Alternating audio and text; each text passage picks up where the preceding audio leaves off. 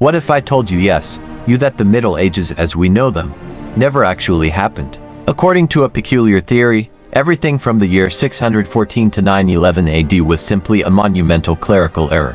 Imagine a well-crafted illusion, a historical mirage brought to life by overzealous scribes and power-hungry leaders. This is the core of the phantom time hypothesis, introduced by German researcher Herbert Illig.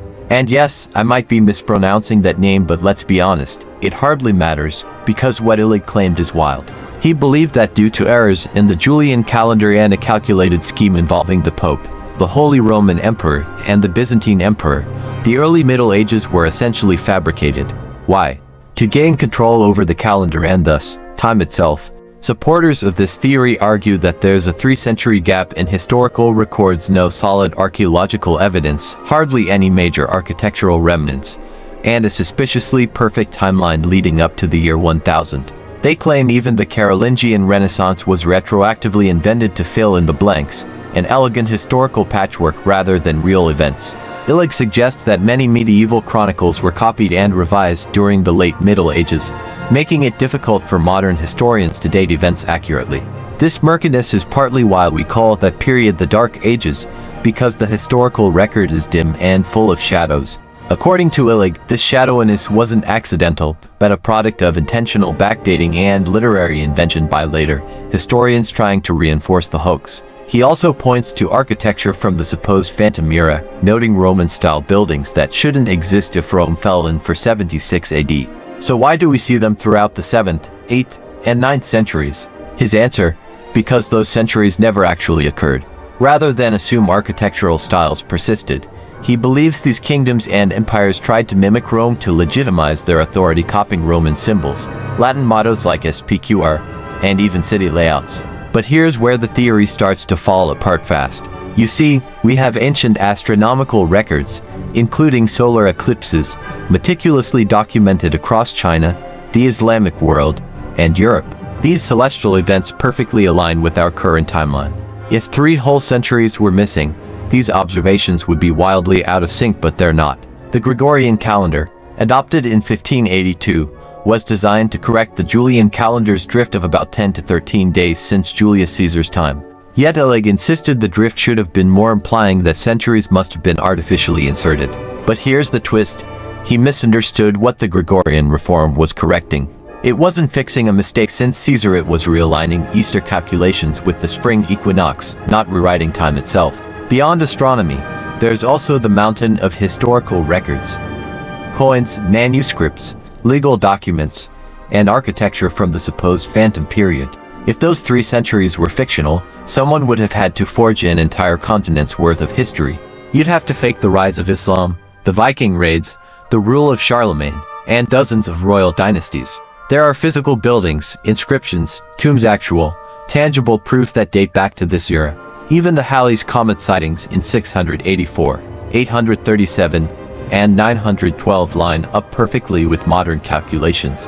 What did the Chinese, the Arabs, and the Mayans all coordinate this giant calendar hoax just to help Otto III feel special ruling in the year 1000? Okay, but let's say, for a moment, Illig was right. Let's dive into a fictional timeline where the early Middle Ages, everything from 614 to 911 AD, never happened. In this alternate history, only 3 powers remember the future: the Holy Roman Empire under Otto III, the Byzantine Empire under Constantine VII, and the papacy led by Sylvester II. Everyone else is still stuck in 614 AD politically, militarily, and technologically. It's like someone dropped Renaissance-level powers into a world still running on post-Roman chaos. Otto III's empire, now centuries ahead, would suddenly dominate fragmented kingdoms like the Frisians, Burgundians, and early Danes, who had barely moved past tribal organization. Imagine Otto viewing this as divine providence, using his advanced administration, military structure, and religious authority to rapidly absorb territories in Western Europe. Meanwhile, the Byzantine Empire, already existing in 614, would just upgrade overnight. They'd inherit Heraclius's borders, but with Constantine VII's knowledge, bureaucracy, and professional army. With this boost, the Byzantines would likely crush the weakened Sassanid Empire, whose internal conflicts and recent wars left it vulnerable. In our timeline, It took until 627 AD for the Byzantines to win at Nineveh. In this one, they'd probably roll through Persia in a decade. And if they control Persia, that changes everything, especially in Arabia. Without the collapse of the Persian-Byzantine balance, Islam might never emerge as a unifying force. The tribes of the Hijaz would stay fractured, and the massive Islamic expansion across the Middle East, North Africa, and Spain, it just wouldn't happen. You're looking at a completely different civilizational map. With Persia, Syria, and Egypt under Byzantine control, the empire would shift its focus eastward. Instead of clashing with Western Europe, Constantinople would become the dominant player in Eurasian trade. Forget Venice. Byzantium would now be the endpoint of the Silk Road, absorbing not only Roman traditions but the massive Persian commercial network as well. This could lead to the rise of a wealthy Byzantine merchant class, possibly rivaling what Venice became centuries later. Now imagine this: closer ties with the Tang dynasty. There's historical precedent. Both the Byzantines and Sassanids had sent emissaries to China, and the Chinese called the Byzantines Fulan or Daqin. With Persia as a bridge, we could see a Byzantine embassy in Chang'an, next to Chinese officials and Nestorian missionaries. Religious diplomacy would flourish. Nestorian Christianity was already in Persia and China, and now Constantinople could use it as a soft power tool. A more Christian Silk Road could emerge, not Latin Catholic, but Eastern Orthodox with Greek and Aramaic clergy. Trade would go both ways. Byzantine icons and mosaics in Chinese courts, Chinese paper and silks in Constantinople. Byzantine and Chinese bureaucracies, both obsessed with rituals and civil exams, might even exchange ideas. Imagine a Chinese scholar studying Plato, or a Byzantine monk reading Chinese astronomy.